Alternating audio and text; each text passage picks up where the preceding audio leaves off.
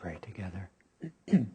Heavenly Father, Divine Mother, Friend, beloved God, Great Gurus, Jesus Christ, Babaji Krishna, Lahiri Mahashai, Swami Sri Yukteswara, Beloved Master, Paramahansa Yoganandaji, Saints of all ages, come and bless us as we attune ourselves to the history of your presence through consciousness in every age, in every soul. Om. Peace. Amen. Let's have just a brief few moments of silence. Closing the doors on Dwapara Yuga. Rolling back time as if in Treta Yuga. Let's go back in time to descending Satya, descending Treta, many thousands of years ago.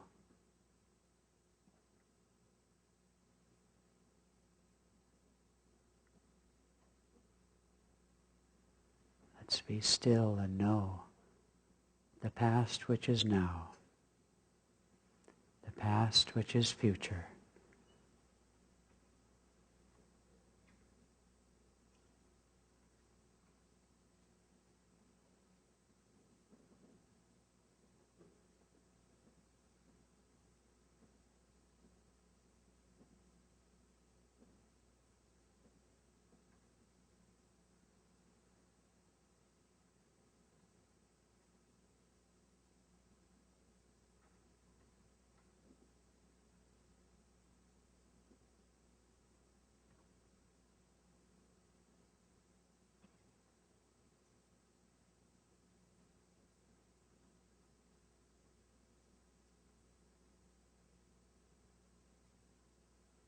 Om Shanti Shanti.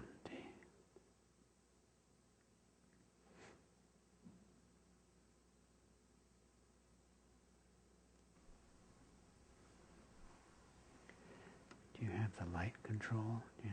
Do you want to pop it up? Okay. Okay, well, everyone knows, don't you, that Vyasa will be our guest next Tuesday night, a week from tonight. And how many of you took a look even a little bit at that link of his Portland class I sent many weeks ago? Oh, many of you. Well, I think if you did, you'll be in for a treat and probably enjoyed that quite a bit.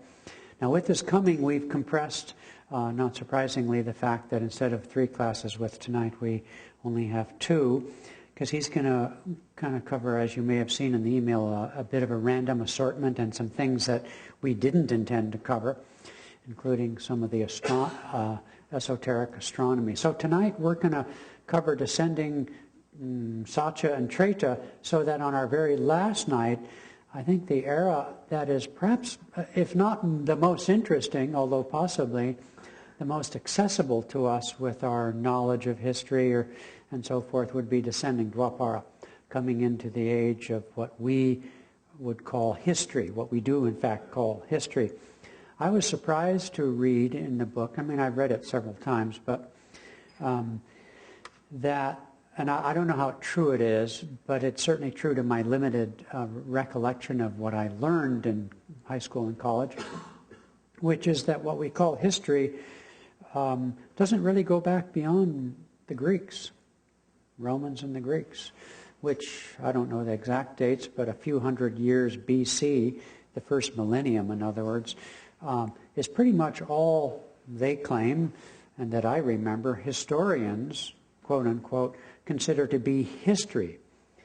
Beyond that is just perhaps fanciful, or in any case can't be corroborated, is lacking a lot of details, and so on and so forth.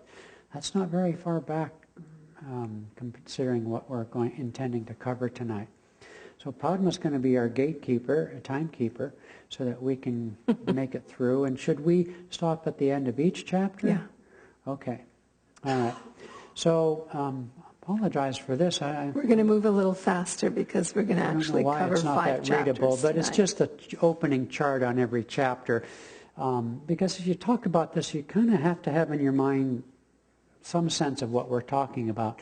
So descending Satya Yuga is from its apex, if that's the word, 11,005 BC, as the top of Satya Yuga, 4,800 years, 4,800 years up, 4,800 years down. I mean, that's a lot of years. That's almost 10,000 years.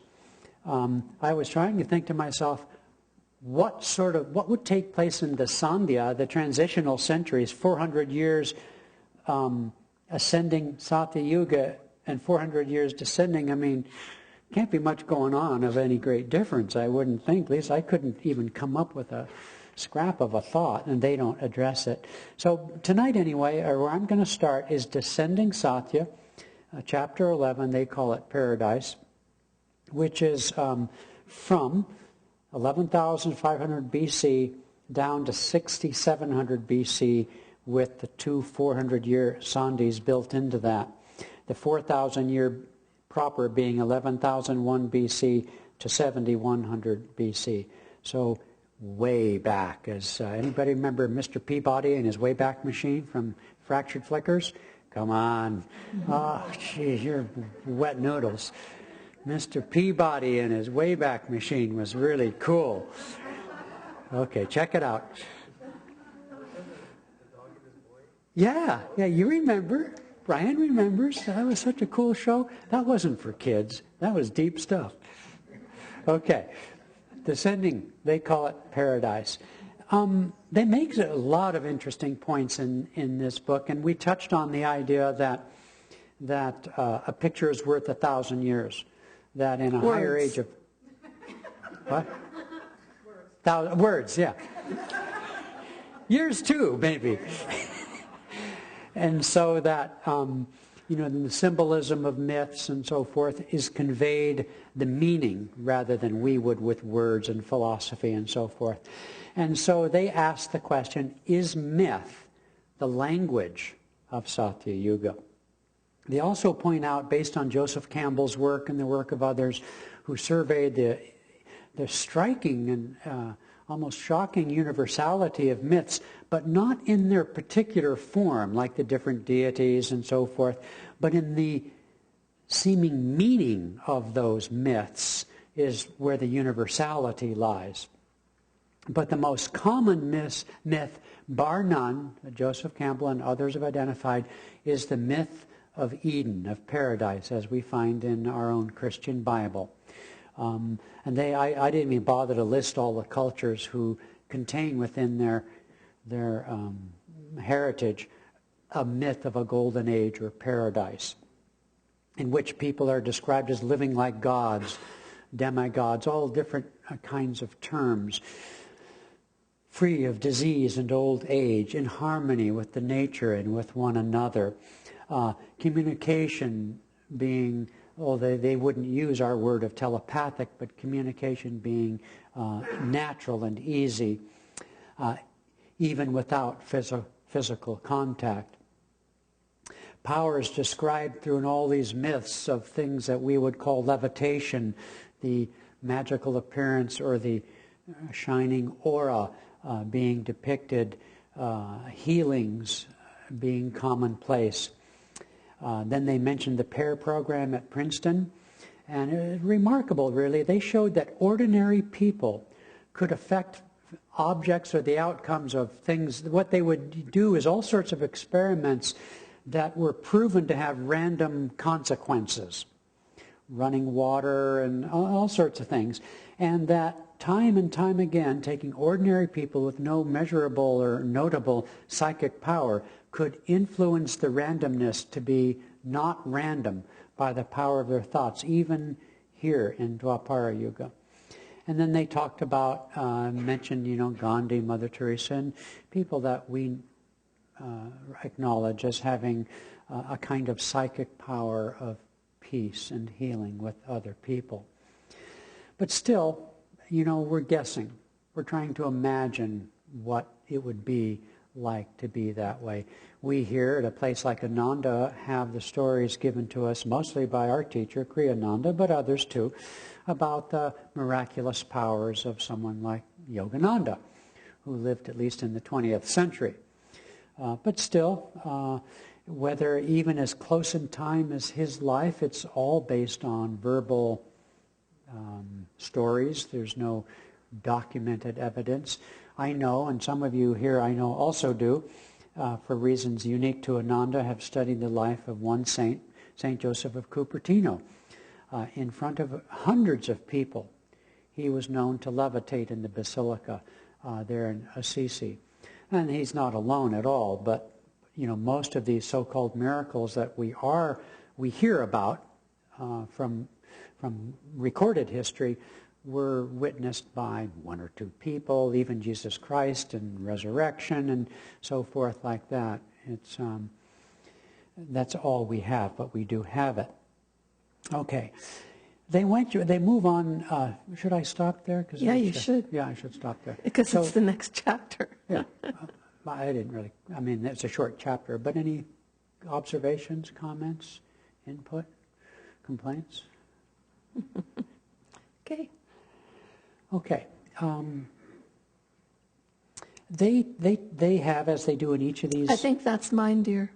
Oh, it is? Oh. That's good, because I didn't know what that was. And I was just about to fake it. Because I did kiss the Blarney Stone more than once. He just keeps going. You put a quarter in and... Just doing my job. Can you guys see over there? All right. So, Descending Satya, Unexplained Anomalies. And I'm going to go over this chapter very quickly. It's just going to take a few minutes because basically they give examples of a few anomalies, meaning that we're sort of taught in whatever efforts we get in our history classes of going back this many years in this part of Descending Satya, that things were very primitive, that people, was hunters and gatherers. It was pretty basic stuff. And so they discuss in this chapter a couple of anomalies to that history and science have discovered but have not been able to explain. And the first one they cite is the Göbekli Tepe, whatever that is. It was the oldest extensive man-made structure from 9500 BC. And as you can see from the photograph from the book, the remnants of it are pretty clear. They're quite distinct. It was fascinating. It was very refined in its building techniques. It was clearly a dedicated spiritual center. There were no residences. In other words, it was a place where they weren't doing hunting, gathering, but they were gathering for spiritual purposes. The complex covers over 90 acres. They had uncovered about 4 large areas, these large structural areas, but they're estimating from what they have found that they still need to excavate at least another 16, so about 20 of these very large buildings. They're round, which is sort of the shape of that age, Satya, I believe. Yeah. Mm-hmm. And 30 meters in diameter each, so they're good size buildings. Some of the pillars weighed 10 to 20 tons each, and these were constructed in 9500 BC. There's fine art depicted on the columns, mostly nature kinds of things, animals, that is. And it was in active use for 1,500 years. 1,500 years. And then they know that it was deliberately buried. So there's all kinds of conjecture about why it was buried and what its uses were. And in the chapter, it's mostly, they talk about the speculation of what it is, and they sort of talk about what it could have been also, because it is, in fact, all speculation. And they bring up, a few points. You've read it all, but hopefully. But things like using the animal shapes for the art, which was actually quite refined,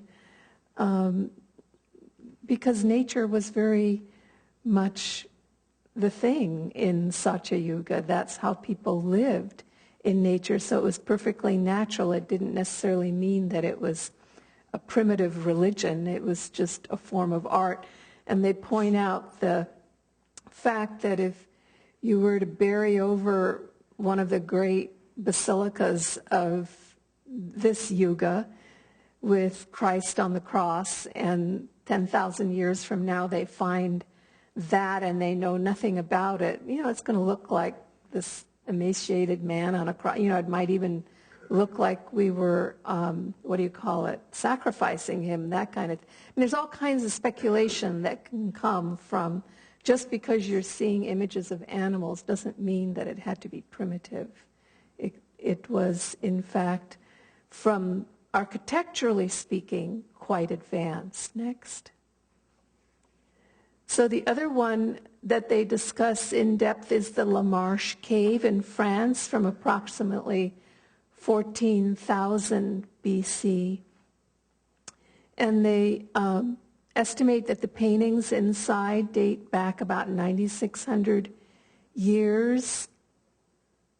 And they have perspective. I made a sample here of one of the photographs in the book of the human faces, which look quite refined and not caveman-like. And they used perspective in their depictions, which is something that didn't happen again for about 15,000 years until we were in the Renaissance period in Italy. That perspective came back into art, but it was used in some of the 150 images of people, and then in addition to that there were a lot of images of animals as well, horses and other animals. So they look alive, they look human, the drawings look like people look today. They had cut hair, caps on their heads, shoes, clothing, belts, They didn't look like cavemen. So that was one of the other anomalies which archaeology and science hasn't really been able to explain in the context of the picture that is painted from that period of time. Any questions about this section? Okay. Wow, okay, great. So this is of particular interest to me, and I think perhaps to some of you, which is the Vedas themselves and their remarkable history and content. Okay, so we're still in, we're now in, we've moved from Satya into descending Treta. So now we pick up at 6700 BC down to 3100 BC. Which will be our last class after that. So we're in the 3600 year time frame of Treta Yuga, the mental age. Okay, so we're coming, we're down there, so we're moving closer. Okay. One theme that they have throughout their explanation, or explanation, their exploration of the Vedas, is that despite the difficulty of dating the Vedas, which we'll talk about, their conjecture is that the Vedas were an effort to hang on to the consciousness at least by some people, from Satya Yuga. And distinguishing between, well, what's Satya Yuga consciousness like compared to Treta? In Satya Yuga, what they hang on to, the words of Sri Yukteswara, is that humanity can perceive God's presence within and without. And whereas in Treta Yuga, we perceive the divine so-called magnetism, to me a singularly unhelpful phrase, because I have no idea what that is. But the way they interpreted it and the way I can handle it is that the perception in the mental age of Treta is that one perceives the vibrational, mental, causal connection between all things. You cognize its higher reality, thereby calling it perhaps divine. You cognize its subtle nature, obviously, thereby magnetism, but necessarily cognizing, directly perceiving the divine consciousness innate in that is a higher order of being. So it's an age of great mental power, that power which can be extended over so-called, as we would see it, objective reality. So in the veiling, in the increasing veil between, they will have the memory, therefore, of the higher power and consciousness of Satya Yuga. So by creating by higher beings, higher people of Satya type consciousness, rishis, creating the Vedas, not writing them down, mind you. They weren't written down for thousands of years after this, but in formulating the Vedas, which are essentially a collection of all of the Vedas, are some 10,000 mantras. Whoa, I can barely do one or two. They bestowed on humanity grip on, a handle on the consciousness of Satya Yuga for those who wanted that. And thereby they could mimic the power of Satya Yugans, of Satya Yuga. But they could only do so, according to the authors, temporarily. In other words, when they were using these mantras, they could bring themselves, because of their great mental powers. See, we think of mantras sort of in this historical context as being able to do cool things with matter. That's because of our own bias and interest in moving things around. Thingism, if you will. Swami called it toolism. We love gadgets, tools. We see energy as a way to move objects because we have a Kali Yuga mentality invested with Kali Dwapara energy, consciousness, and powers. We move things around, airplanes, whatever. But that's not how they thought. Okay, so what they would want to do is lift themselves up into the higher consciousness of Satya Yuga, and these mantras would do that for them. They would achieve a higher state of perception and consciousness. Okay, that is Ganesha, that is Vyasa, and I don't know what they're doing in the Vedas. No, they're supposedly writing them down. Okay, now some of the facts that have been assembled about the Vedas, and you can imagine that because of their antiquity, facts are always in dispute, but somebody had a very interesting way of putting it. I really like this metaphor, analogy.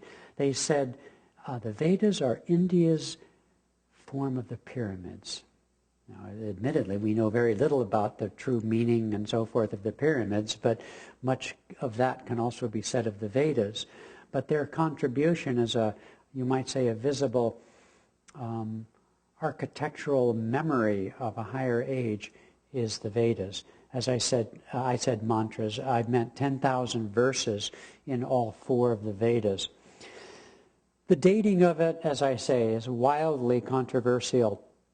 But they picked a number out of the hat of the range, and they called it 7300 BC as the oldest spiritual work. Now, they posit their hypothesis is, in order not to be exclusive, is that all of the great civilizations probably have, and there are fragments of the different civilizations of verses and consciousness and precepts like the Vedas, but there is nothing as complete as the Vedas from the other civilization. They also go into a very long exposition, again, highly controversial, I know from my own studies, of Sanskrit as being the mother of, no one says all languages, but of the Indo-European languages. I forget the exact term that's used. But nonetheless, at least much of that is cognized or accepted by scholars. In dating it, they used one of several things, but there was a Greek dude, Megasthenes, only in the first millennium of BC, who traveled to India and wrote something he called the Indika, a Greek word, in which he gave 150 some odd generations of rulers of India that, if you step it back even conservatively, because what's a generation? I don't actually know what's accepted. Like, we are the baby boomer generation. I don't know how many years makes a generation, but even on a conservative estimate, according to the authors, you would get back into descending Treta Yuga. And he was taught these, he got those lists of people. On the other hand, a little bit, another approach that scholars have come up is through astronomy, something called archo-astronomy, because the Vedas make reference to certain astronomical events, like take an eclipse, which even as back as far as 1893, people started doing the numbers, trying to calculate, gee, when would that event have taken place according to our understanding and rolling back the astronomy. I was in my first visit to India in 1975. I went to a planetarium in Calcutta, and it was near Christmas time. And they had a show going on, and it was a speculation about the Star of Bethlehem. Interesting, huh, Calcutta? And what they did is they took their fancy machines and they tried to roll the clock back to what the heavens looked like in about that time. And so they were speculating, as others have, Halley's Comet and different things like that. Of course, they had no conclusion, but it was a fun show that they did. Well, that's the same idea, rolling the astronomical clock back with events noted in the Vedas to see if they could figure out when it was. And that, too, points to descending Treta Yuga. The Vedas are supposedly composed by 7 rishis. There are 4 Vedas, the Rig Veda, Sama Veda, Yajur Veda, and Atharveda, or Atharveda, however you say it. Anyway, we all know, I think most of us in this room anyway know, it's famous that the Rig Veda is the oldest of the Vedas. And one of the techniques our authors say that help preserve the Vedas, even though they weren't written down for thousands of years, I don't know how they did this, but they claim that the Vedas were chanted in 10 different styles or rhythms or ways that were memorized. I mean, this is Treta Yuga, right? Mental power. In such a way as to provide kind of a cross-reference, like having the same book in different locations or having a backup disc on an off-site location and so forth. And so in this way, the verses were preserved. The word mantra, they say, is a combination of manas, mind, which many of us know from the 4 aspects of mind, mon, buddhi, ahankara, and chitta, right, from Raja Yoga, and tra, which was not something I had ever come across, meaning tool, a mind tool, a mind weapon, a mind tool. The Rig Veda, they say, has 1,000 mantras in the Rig Veda itself.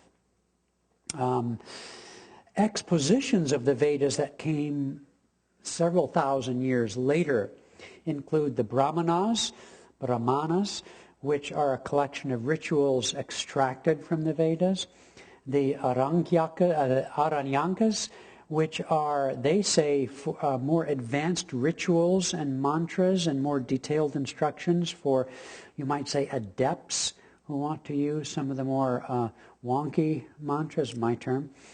And the Upanishads, which are the most famous, the Vedanta, the end of the Vedas. The Upanishads, they didn't give us a date for their writing, but probably towards the end of Treta Yuga.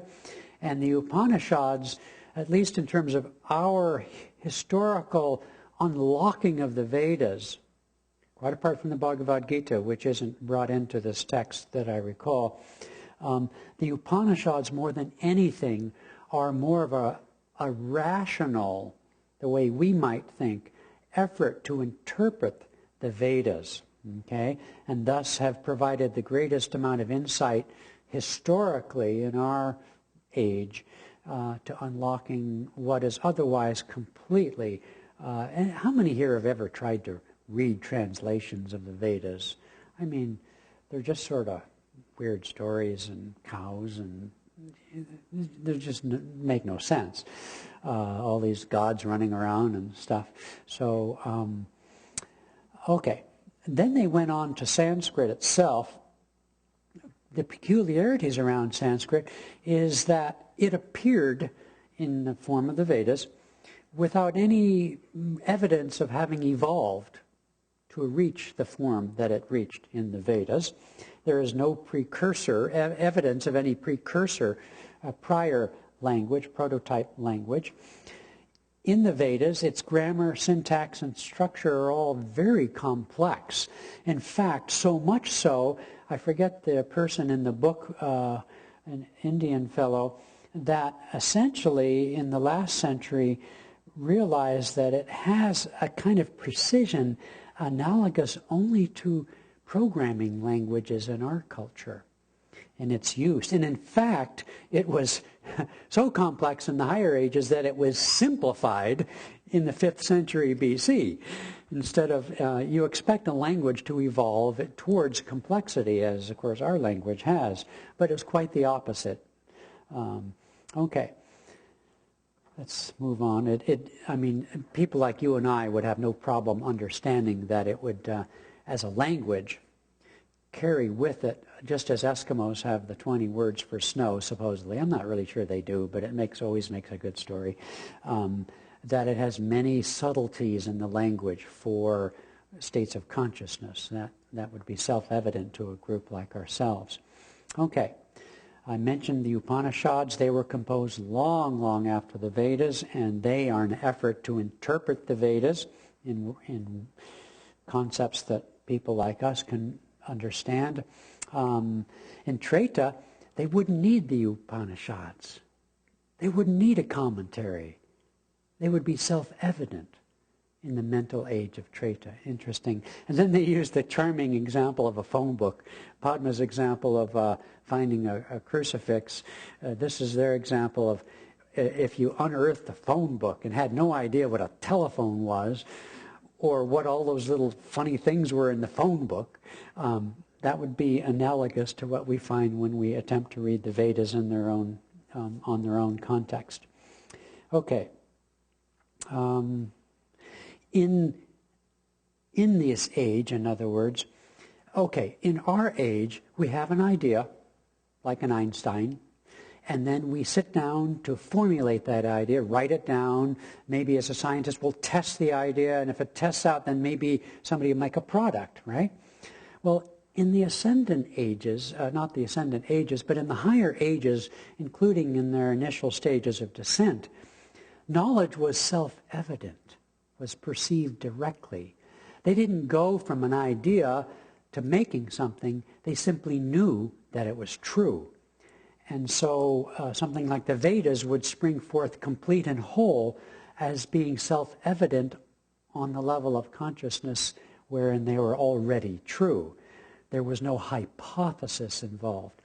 And then, hence for us, you know, when they reached their English translations in the early 19th century and the time of Thoreau and then Emerson and then later Whitman and the so-called transcendentalists, that's why even today in the American language, all we can say when we look at the things like the Vedas or the Upanishads is that it's a philosophy.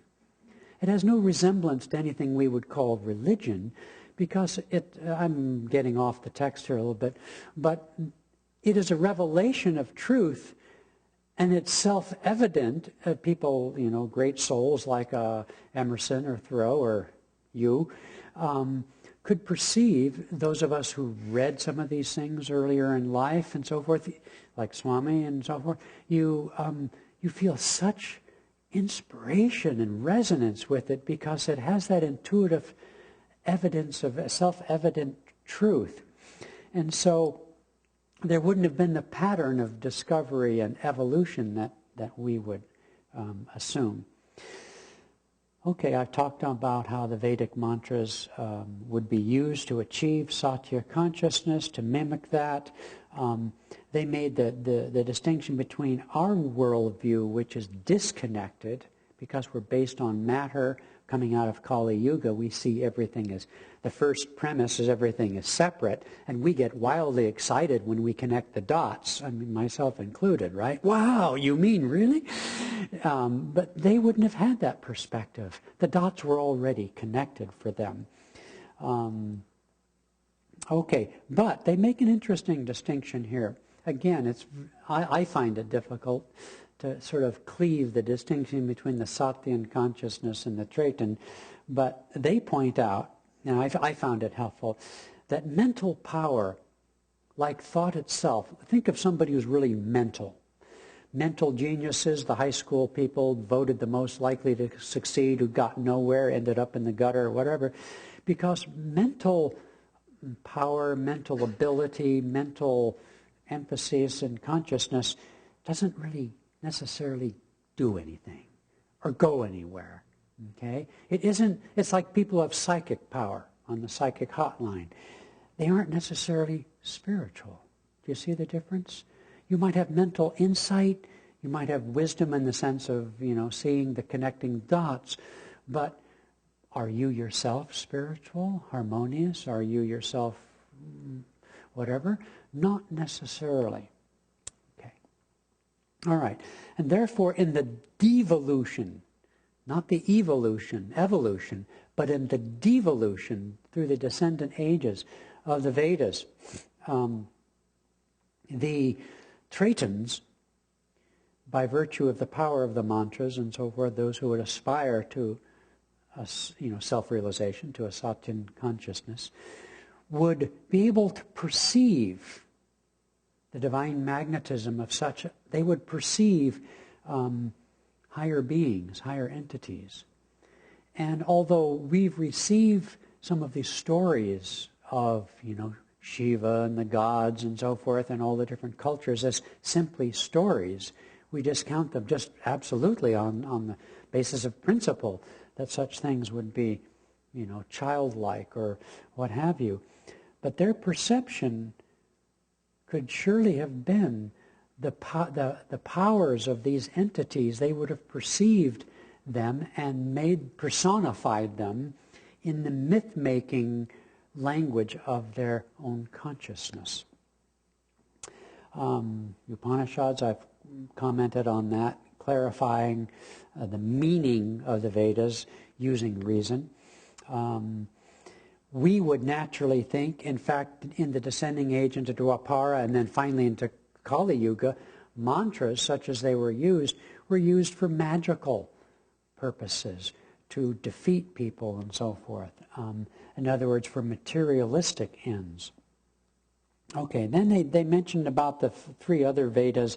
The Sama Veda came after the Rig Veda. It not only was it later, but they sort of clarified and made the mantras a little easier to use as people's perceptive powers were declining.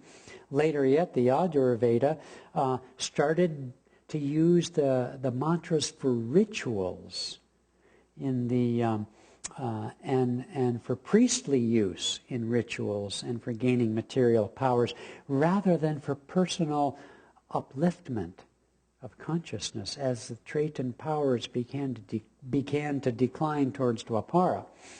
And finally, the Atharva Veda, that's when we see the mantras used very much for materialism. I mean, it still has spiritual power, but we see the self-interest characteristic that we studied earlier about Dwapara, money, power, etc., begin to come in.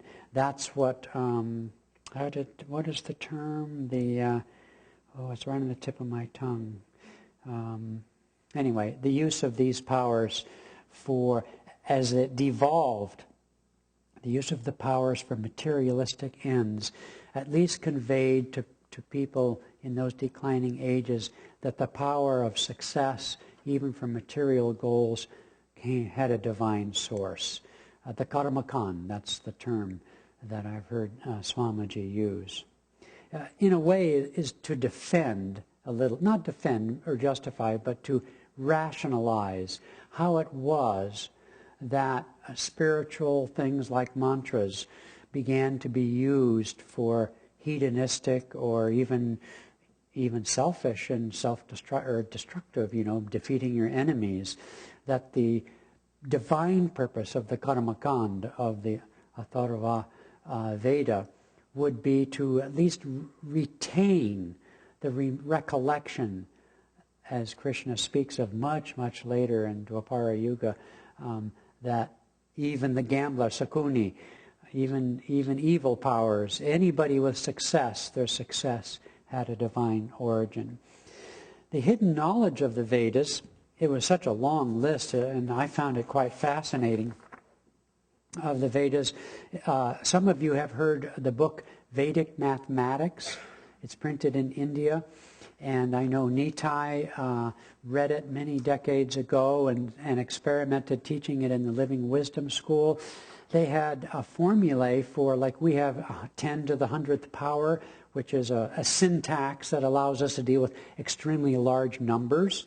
Okay, well, they already had that. Some of the things that they knew in terms of astronomy included that the Earth's rotation was the cause of our night and day, that our orbital path and axial tilt result in the seasons, that all sorts of things, that we had a slightly elliptical orbit, our planet does. They understood the cause and timing of solar and lunar eclipses. It goes on, I'll just skip over. They knew about the precession of the equinox. Now that's extremely subtle because it involves the measurement, 24,000 years, the Yuga cycle itself, of course. They knew that the length of a solar year is 365.244 days. They had the number pi. They had the number 0. They knew the sun was made of gas. They knew the Earth's surface was 70% water. The list goes on. They knew that our little orbital system around the sun was itself part of a particular galaxy that had a center point. They knew about atoms. They knew about the internal structure of our solar system. They knew the Pythagorean theorem. They could calculate square roots and cube roots, negative numbers. I mentioned 0. They had the geometry of the triangle, parallelogram, rectangle, and circle, and so forth. And then, let's see, there were just, I guess, that's good enough.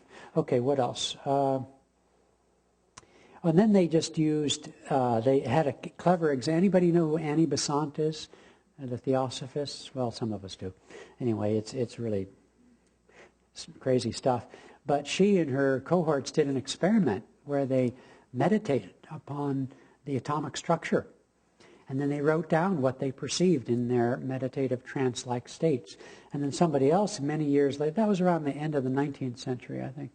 And she lived in India. It's a long story. They gave rise to, what's his name? What's the Krishnamurti? Thank you.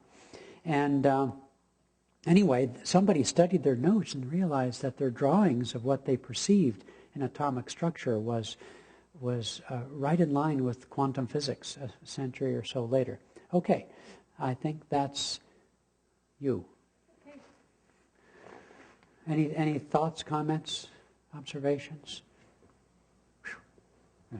That was the long one. That was the meaty one. So I have a short one again. Okay, so we're still in dissenting Treta. This chapter was called The Conscious Matrix. So this is where we talk about that the Eskimos have 20 words for snow. But But they bring that up in the context of the fact that in Treta Yuga, and in Satya Yuga probably before that, but in Treta Yuga specifically because it got more mental and words came into being more, they had many words for the divine, just like the Eskimos have many words for snow, because they were experiencing a lot of aspects of that divinity. And so they just had a lot of different subtle words for it. And they use that as an explanation for the divine pantheons. So these influenced us mortals, and all the different cultures have what appear to be these divine pantheons. I mean, from the outside in other words, it looks like, you know, the Greeks had all these different gods, Zeus, Hera, Apollo, etc. And in Africa, the Native Americans, the Mayans, the Chinese, and they named all these other cultures. They had different, you know, what do you want to call it, deities seeming concepts, people, images that they would seemingly worship. In India, India's been accused even today, in most sort of fundamental Christians might think that they worship many gods in India. But in fact, they see all the different images they have as aspects of the one God. And so they're just the subtle aspects of it. The Greek, Sumerian, Roman, Germanic, Norse, Celtic, and Slavic pantheons all related to the Indian pantheon. So they show in these chapters the similarities across the world in a time when, in theory, it was primitive and people weren't communicating, that these divine pantheon concepts they had a correlation all to India, just very similar to the language of India at the time as well. So these are remnants of Satya Yuga, but they're actually remnants of the higher awareness of the subtleties, the subtle layers and aspects of the divine that you tune into depending on what it is you're trying to strengthen in yourself. Next. Overcoming the limitations of time. In Treta, people they predicted the future with great accuracy. And of course, they explain about the book of Brigu. Swami Kriyananda, as many of you know, visited India a long time ago and had a reading out of the book of Brigu, which is really all these many, many pages bundled together. Several readings, actually. Yeah, I was going to get to that. Yeah, all over India. So I'm not going to get to it, just to, it's in the book, read it.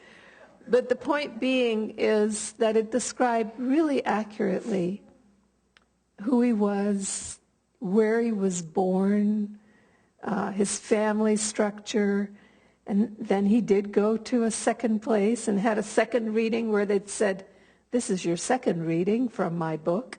That's how it started. And then it proceeded to give yet more facts which were corroborated in his life. Now this is how many thousands of years ago that these were written? Or they weren't actually written, they were articulated.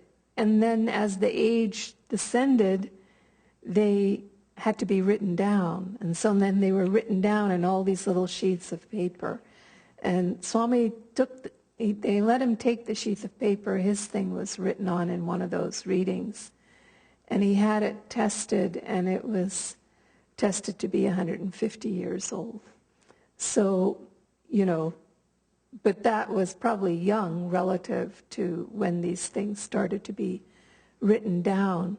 And so that divine perception that they had, that intuitive perception, that knowing that Hriman described, that didn't need a mental process, that simply knew, that dissolved as it related to predictions into astrology. That devolved into the science of astrology as we know it today. There was a higher science of astrology in that age, but it didn't need to be as analytical as it is in this age, as we've had to sort of hunker down and understand the pieces of it in order to understand the big picture.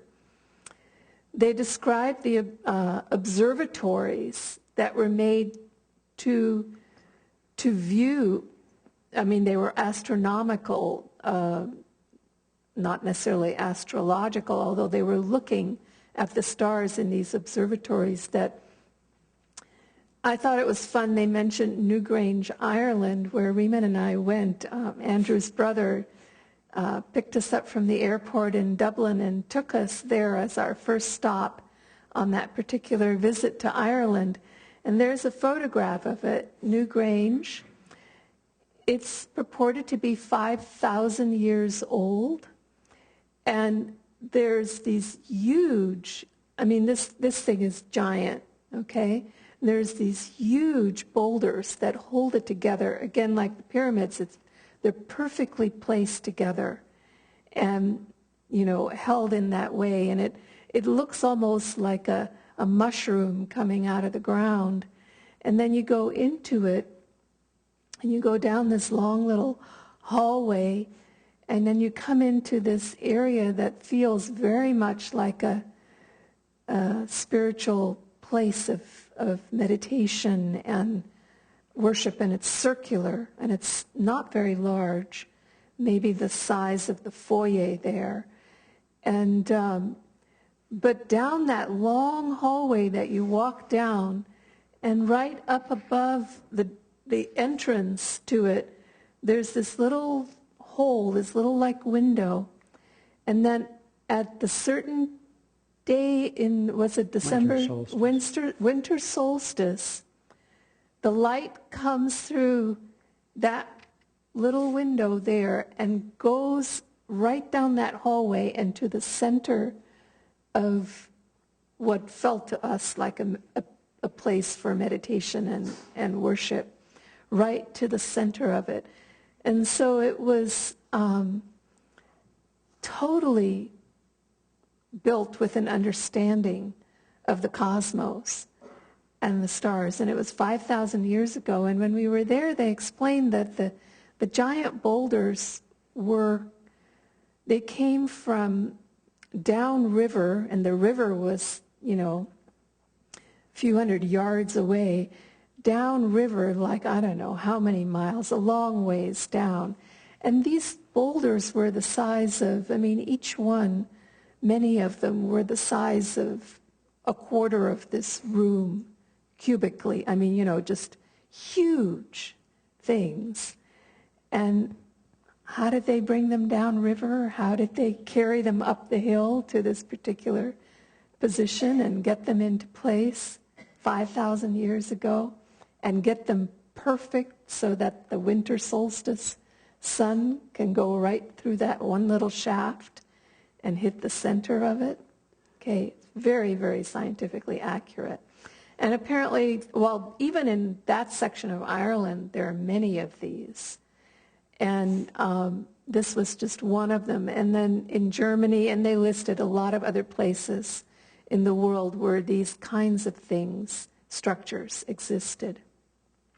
So clearly it was not just about, as some historians say, trying to figure out the weather patterns and the crops that they wanted to build and how things were going to go. It wasn't just for basic agriculture that they did this. They had an enormous knowledge of astronomy and astrology.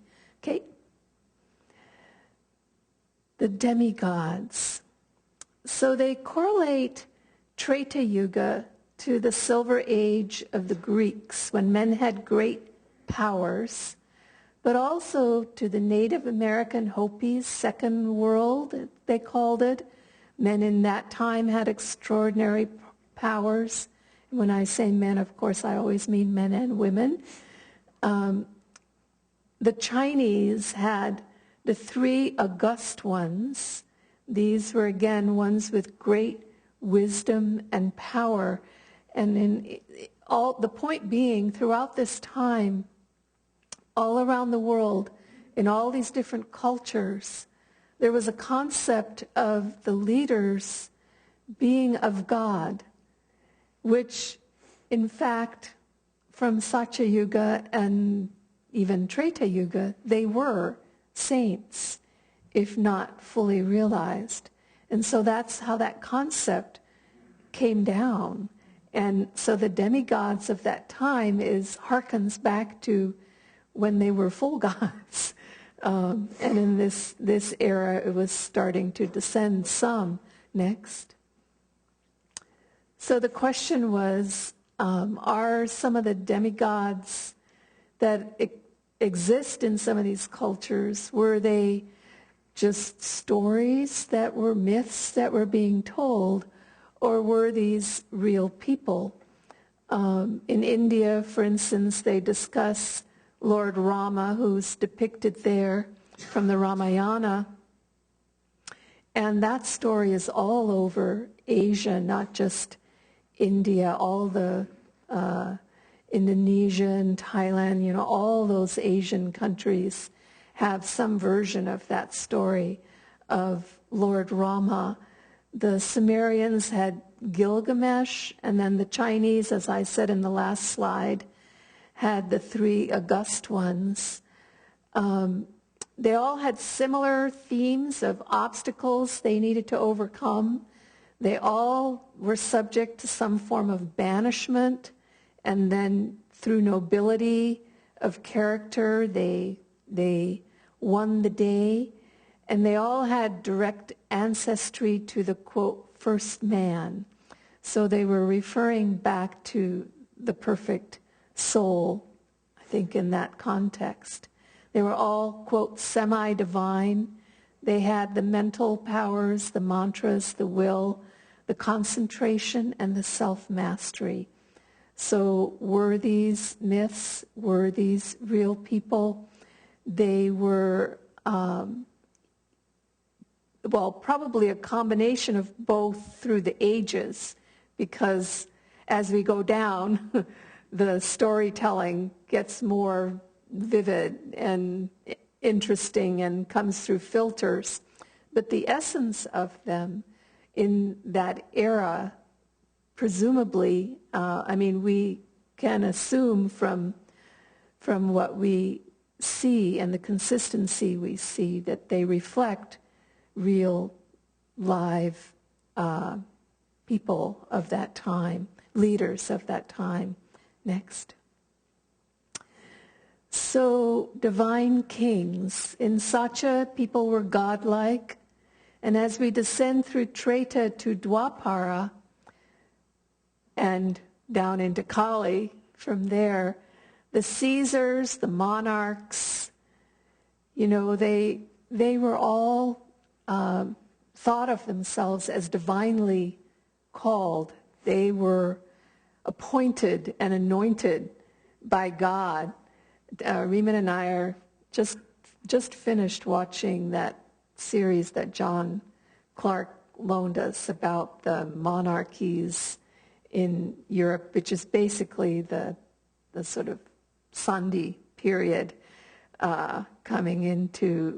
slowly coming into Dwapara. They were still pretty Kali Yuga, and they all had a hard time giving up their emperorship and their kingships and their czarships, because they really truly felt they were appointed by God in those positions. And the Caesars, of course, were known for that too, at least the lowest, the later Caesars, not necessarily the earlier Caesars.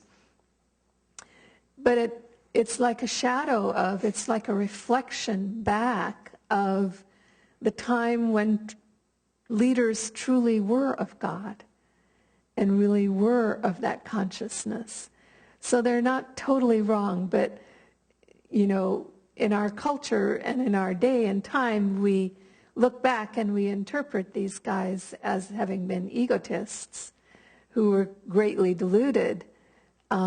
But in fact, there was probably a kernel of truth that they were hearkening to. It was just, you know, 9,000 years earlier. They missed the timing a little bit. Okay, I think that's all for mine. Let's see, Yeah. is there a next one? Yeah. Oh, okay. Any questions? Okay. All right, so this is, we're moving right along. Okay, so we're still with Treta Yuga. As I said, descending will be our last class 2 weeks from now, I think. So that's just our opening chart. All right, some of the things that they point out, I remember reading this long ago. I was thoroughly fascinated by the Piri Reis map that was found in Turkey. It itself, the piece of paper, had been drawn in 1513, but although it mostly doesn't reference outside of itself, what little it does points to older maps. And at first they didn't know what to do with it, because the way we see a flat map is what we call the Mercator projection system that distorts the relative sizes of the continents, make Greenland look really big, and so forth. But after some analysis, they realized that the makers of the map knew spherical trigonometry. I don't have a clue what that is, but it sounds important. And what the map shows is that a tip of Antarctica was ice-free, which it hasn't been in anything we know, and showed a lake and rivers in the Sahara. Well, they backdated this to when that would have could that have been the case? And according to more conventional views of weather and so forth, in descending Treta Yuga, sure enough, between 3,000 and 5,000 BC, that particular part of Antarctica, they figure, was in fact ice-free, and the Sahara was a savanna and had lakes and so forth. Okay. The other thing is they posited that the land of the rising sun may not indeed have been Japan, named by China. Why would China give Japan, little Japan, that name, right? But in fact, it was probably North America, because scholars, and this is not the woo-woo people like us, but people who, are more mainline, trace a lot of connections between our American Indians and both their racial characteristics, linguistic characteristics, and other cultural characteristics with China specifically. And also Africa, for example, the Olmec in the Mesoamerica tradition, those giant heads that they found, they had a picture in the book, you see the more negroid features of the lips and so forth. And then they had a whole page dedicated, I decided not to do anything with this on it, but a whole page dedicated to the similarities between Sanskrit and the Olmec language that was Proto-Mayan, Inca, and I forget the other one as well. They were the ones who created the Mayan calendar that, guess when it started, within so-called 4 years or 14 years of descending Dwapara. 3114 was the beginning of the Mayan calendar. Hardly one would think a coincidence. Okay. Other aspect, they didn't explain this to my satisfaction, but it seemed pretty complex. They talked about how the metric system, when they created the metric system, they made it in reference to certain latitude, longitudinal characteristics to create a yardstick. And that in the megaliths that Padma talked about, that the unit of measurement used had a relationship to longitude and latitude as its baseline. That's as much as I could. They didn't give enough explanation, but anyway. So, and that this unit of measurement lasted for 1,000 years. They found it in other structures and so forth, finally into descending to Apara when it eventually disappeared. As Padma mentioned, the megaliths were created near the end of Treta. One thing she didn't say that I recall, but our authors did at some point, maybe verbally. I don't know that this is in the text, but it was as if towards the end of Treta Yuga. Now, if you know your Mahabharata, you know that at the end of the great battle of Kurukshetra, the Pandavas, the winners, the good guys, went up into the Himalayas. And why did they go up in the Himalayas? Because they knew that Kali Yuga was about to start, and they wanted nothing to do with it. And so clearly, in Treta Yuga, they knew where they were on the cycle. The cycle had its genesis in the higher ages. They knew exactly what was going on, including the diminution, devolution of consciousness. And so some posit the hypothesis that the megaliths that appeared around the world were a desperate attempt to retain some of the higher knowledge, admittedly somewhat more material, meaning astronomy, but meaning they wanted to keep the clock so that they knew what age they were in, and to preserve that information about consciousness through the creation of things like the Great Pyramid and the Sphinx and so on and so forth is one possibility. By the way, the Newgrange that Padma mentioned, one of its functions, I mean, if it was just to measure the darkest day, I mean, do you need a megalith? I can tell you what the darkest day is. I mean, come on. It's not that difficult. When do I plant the seed? Well, come on. That's got to be a joke. But what it did measure, in addition, helped to measure, it was the 40-year cycle of Venus. And something on a longer cycle in astronomy would be helpful to measure the precession of the equinox through the zodiac to know where in the cycle you were. Okay, in other words, it'd be like my wearing a wristwatch from the standpoint of this vast perspective on reality. Then they shift to the east, to the Indus Valley.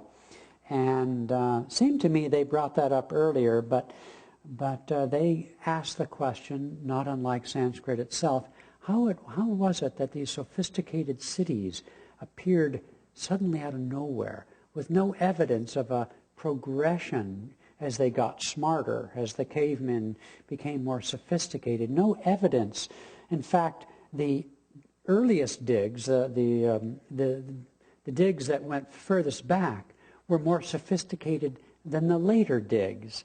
So whatever knowledge created those cities in the Indus Valley were more fully developed in their inception, not in their later development.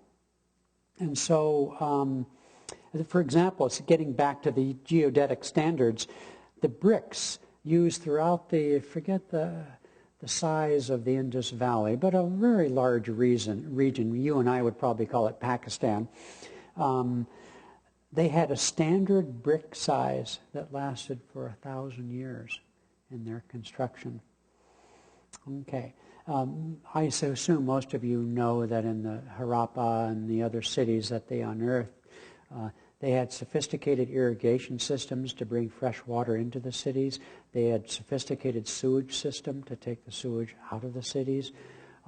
Morley just sent me yet another article, a book he had brought from India that I read and shared, posited that the abandonment of these great cities was due to a 200-year drought in which the Saraswati River, which doesn't exist anymore, but from satellite photos, and the book doesn't get into this, but this other book that Morley talked about, gave me to read does, was the cause of how these cities could no longer survive and why they were abandoned. The peoples moved closer into what you and I might call northern India out of what we would call Pakistan, the Indus Valley, in search of, well, the Ganges, of a more reliable river source. And if you don't know, the hypothesis right now is, and I don't have a time date on this, but there's a great deal of speculation going on that as the Himalayan glaciers melt, that is the source of much of the great rivers of northern India, the Brahmaputra all the way on the Bengal side, and that those water flow, there's almost no rainfall in the Hindu Kush and the northern Himalayas. I mean, if you know anything about Tibet, you know it's as dry as a bone. Very little precipitation. So the source of these great rivers are the glaciers, which are basically disappearing. Okay, good. Where are we? The so-called Neolithic Revolution is what modern scholars attribute the rise of civilization as we came out of the caves and stopped knocking each other over the heads with clubs. And the cities that appeared then, and the cities that they're referring to, the cities of the Indus Valley were only later, more recently discovered. But prior to their discovery, scholars pointed to Mesopotamia, Iraq, Syria, and that region, as the cradle of civilization, wherein appeared certain cities and agriculture. Again, springing up seemingly quite suddenly. And so they called that the Neolithic Revolution because of its sudden appearance. But a lot of other evidence shows that the so-called agricultural domestication of grains, domestication of animals, and that sort of thing, there's evidence around the world going way, way further back than the Neolithic Revolution, which took place right at the end of Treta Yuga, when supposedly humanity began living in cities. Same thing with pottery and the use of the plow. Ditto, meaning going back anywhere between 7,000 to 15,000 BCE, way up into the Satya Yuga.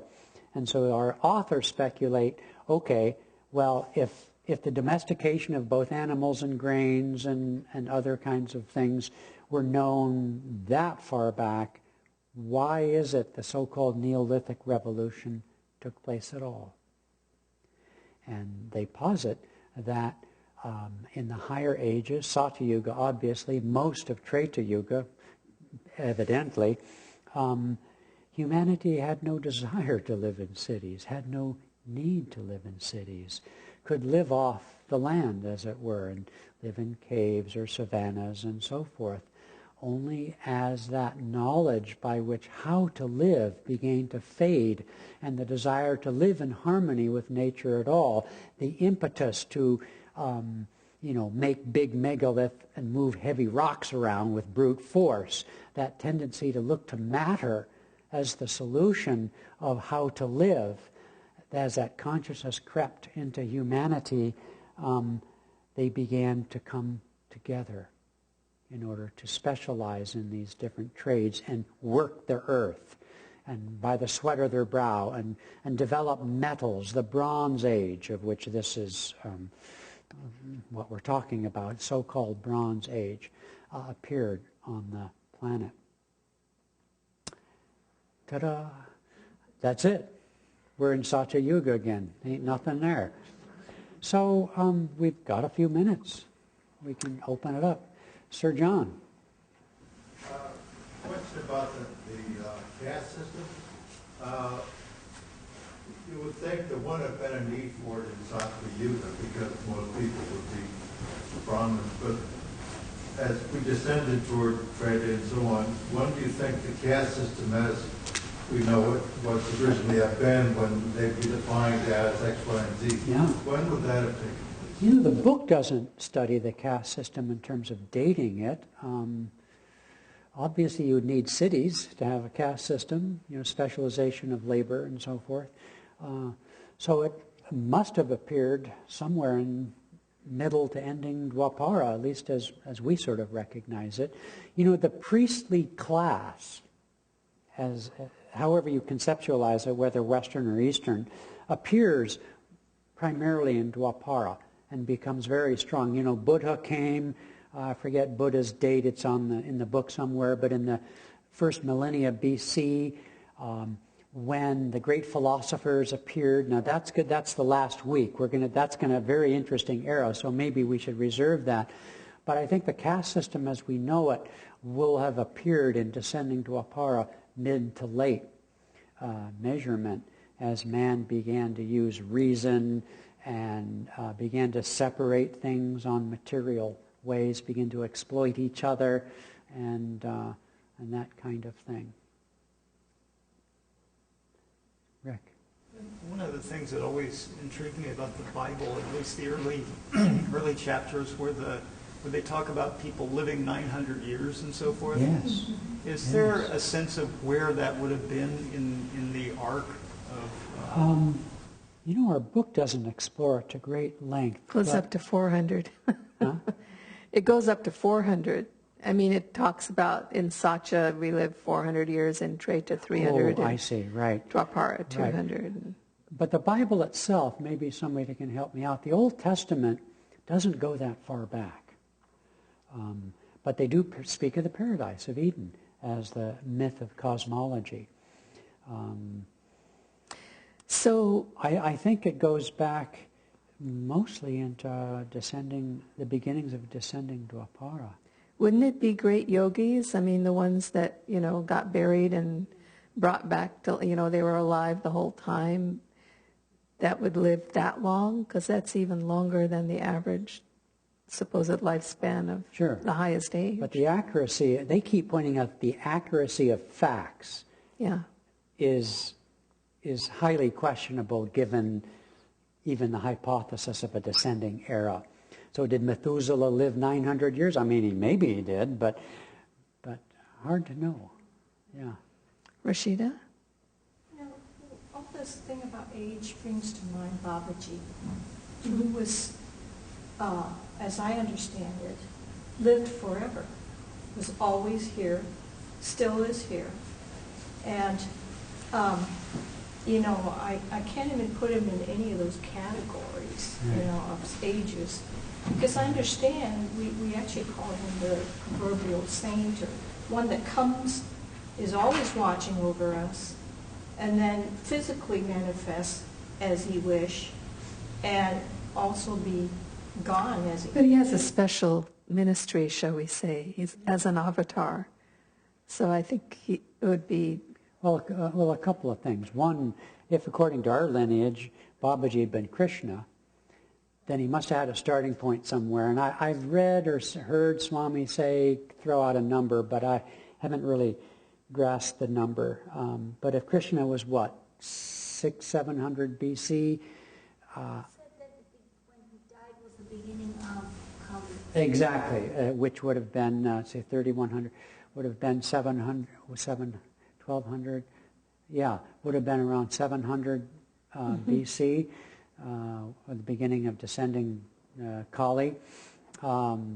So, maybe he's been in that form on this planet for 2,000, 3,000, close to 3,000 years. If he had been truly Krishna in a prior lifetime.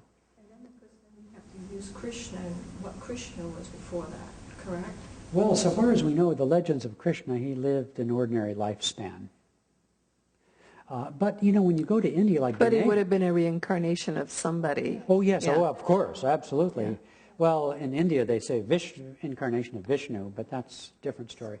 They say in the Indian scripture or somewhere that they were about 100 years or so, and then slightly longer, like 120, 130 years. And somebody speculated that when they were fighting the battle, they were about 80 years old. Really? And they were, vigorous and young, and so 80 was not very old at all. Yeah, quite so.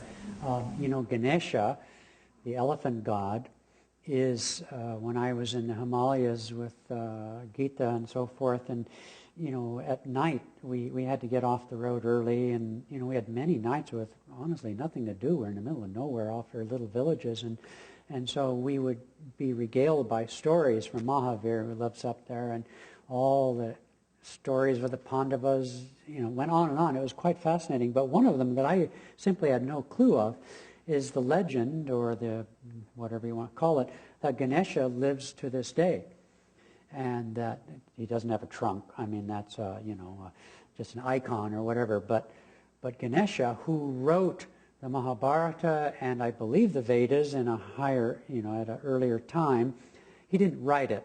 Vyasa was the writer, but he took the dictation. Don't know what that means. That was what that slide was about. But that Ganesha, like Babaji, has retained his mortal form in India to this day. And he's not the only one. Agastya, I think. Yeah, Hanuman. That's the other. Thank you. Hanuman. We've got a lot of stories about Hanuman. So, who knows what that means? Is it allegorical? Quite possibly. Is it literal? Maybe. I don't think at that level they care particularly.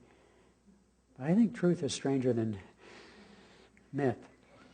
So, yeah. What John Hart said about the question that he raised.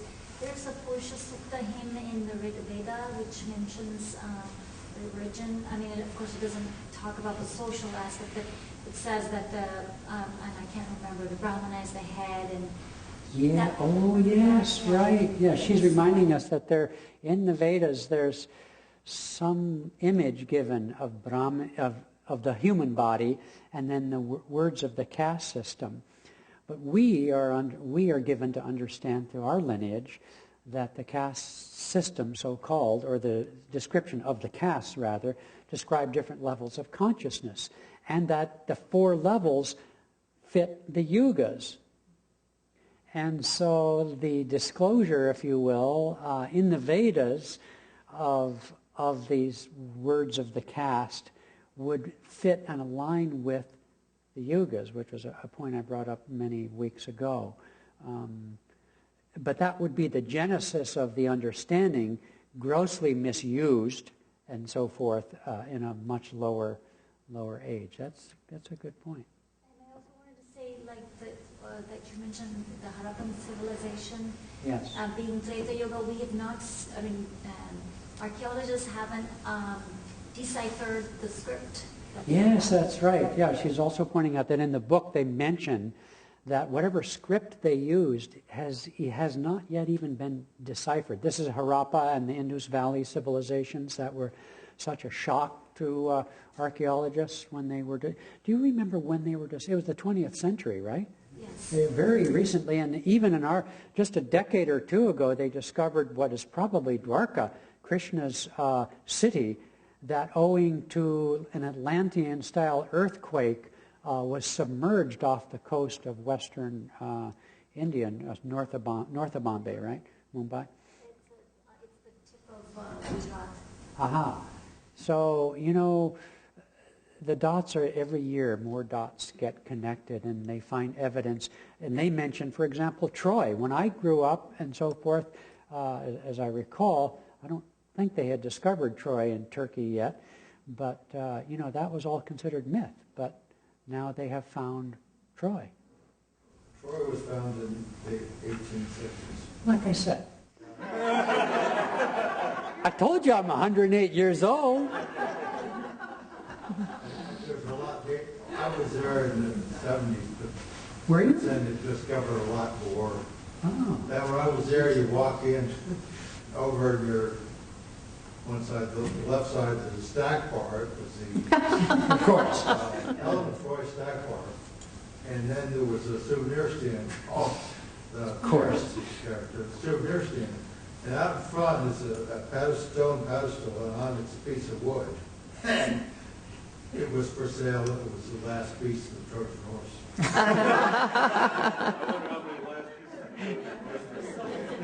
Well, but did you buy it? That's cute. That's pretty cool. Yeah. In fact, when I drove through Turkey long ago, Mount Arhat, I don't know that's how you say it. It looks like we're near. I mean, for 100 or so miles away, you can see it. It's near the Russian border. That is supposedly where they discovered remnants of Noah's Ark. I don't know how true that is, but it certainly seems believable. I think they have pictures from the 1920s. Yeah, yeah. So okay. I want to, besides reminding people about next week is Vyasa, so tell your friends and be sure to be here. It'll be fun. This Friday is Yogananda's Mahasamadhi celebration, and that is to this path, like Easter is to the Christians. It's the day that Yogananda left his body consciously, and so we'll be having meditation from 5 to 6:45 here, and then a break, and there'll be some snacks, goodies provided, including some soup, I believe, during the break. And then at 7:30 will be, from 7:30 to 9:30, will be a devotional service that will include a lot of music, chanting, readings by a number of different folks, a beautiful altar that some of the ladies are going to put together, and it'll be a very special evening, and we hope you all can make it. We'll have a surprise ending that you will appreciate. It's a very special day, you see. It's John Clark's birthday. That's right. And we get to ask him questions.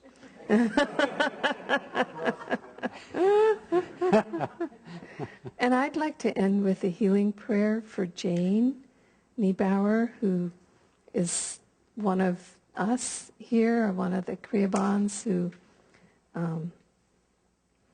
just learned that she has terminal cancer. And She's 52. She's 52, and she's really quite unwell. She's in the hospital. Her spirits are good, but her body is not happy. And she has an 18-year-old and a 21-year-old. So she's going through this process, and I think it would be really good if we could all keep her in our prayers and in the light. And let's got different people going to be with her throughout the night this evening, and so on. So we'll probably be calling on some of you because we'll be setting up a rotation to be with her. And she has she is a maternity nurse, labor and maternity nurse, but she can't work anymore. So she's had to leave that now as of a few days ago, and then she immediately got very sick. But she has a lot of friends from her nursing time, and they're part of the rotation too. So between her nursing friends and us, we want to make sure that she always has somebody with her. This has all been happening in the last week or two. Yeah. So it's happening really fast. Yeah. So she's in the hospital right now. She's at Providence. So let's close our eyes and focus at the point between the eyebrows. If you know her and can summon to your mind's eye her image, or by name, her name. She has a very sweet character and spirit, very respectful, very intuitive. And let's pray together. Divine Mother, Thou art omnipresent. Thou art in us. Thou art in Jane. Manifest thy living presence. In her body. In her mind. And in her soul.